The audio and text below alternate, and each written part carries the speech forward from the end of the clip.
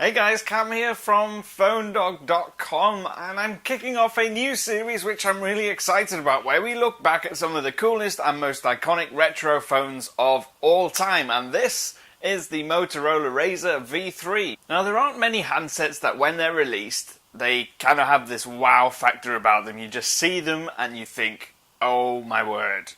Why have we never thought of making something this good looking before? It's ultra thin, it's got these really sharp angles on it, the keypad is almost completely flush and got this metallic feel. The body is made almost entirely of anodized aluminium. The only part that isn't, I guess, is like there's a plastic part on the bottom here, because metal obviously isn't transparent to radio signals, so they need a plastic part on it somewhere.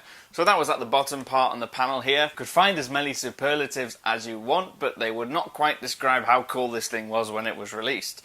And it became one of the most iconic and one of the most popular phones of all time. In terms of specifications, there's not really much to shout about here. Even when it was launched, some of the specs were kind of not as good as some of its competitors. It has a VGA camera on it, so it doesn't even have a megapixel camera, and of course VGA stands for Vicious Gigantosaur Ascots, or Very Good Aperture, or something. 640 by 480 pixel camera, which means when you're taking shots on it, it's not very sharp, it's quite fuzzy. The screen wasn't too sharp either, because that was only a few pixels. The main display on this thing was 176 by 220 pixels resolution, which means of course that it's not very sharp.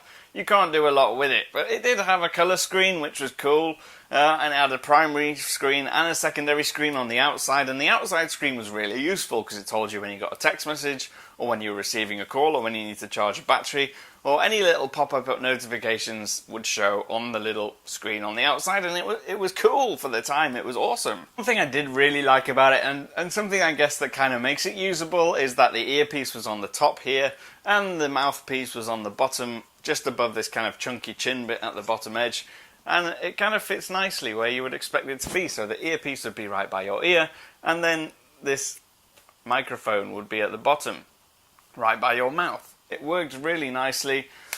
The mechanism was cool too. I liked the way that it kind of just flipped open and shut. You could do it one-handedly, and you could kind of do that for hours.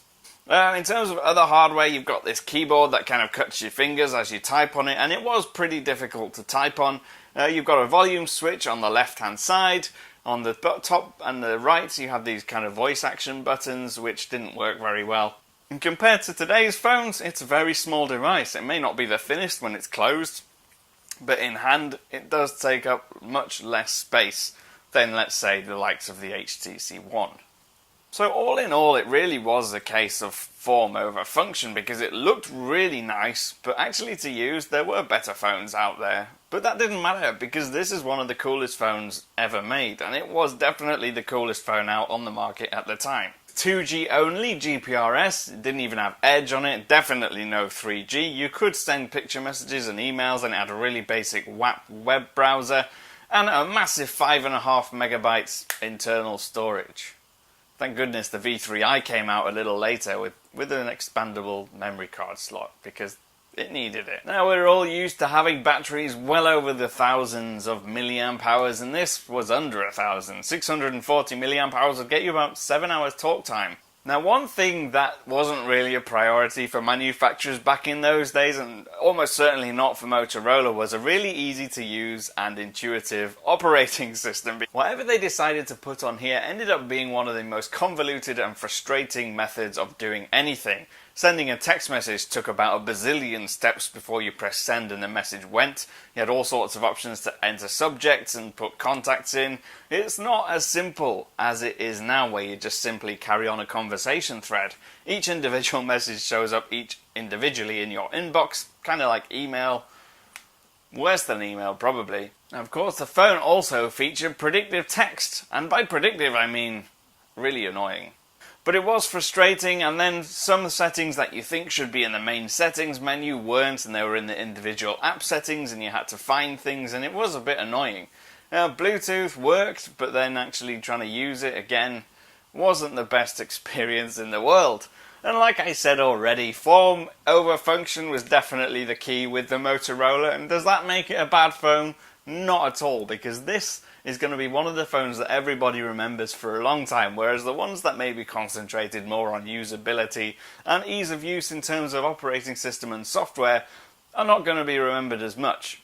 Now, it did have some built-in games too. In case you got a little bit bored, you could play billiards or golf, and I can guarantee you it would take you a few hours out of your day, just because it was so difficult to play on this thing.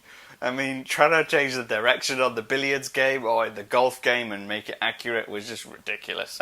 Screen was a bit grainy, so animations weren't exactly smooth, but who cares? It's a Motorola V3.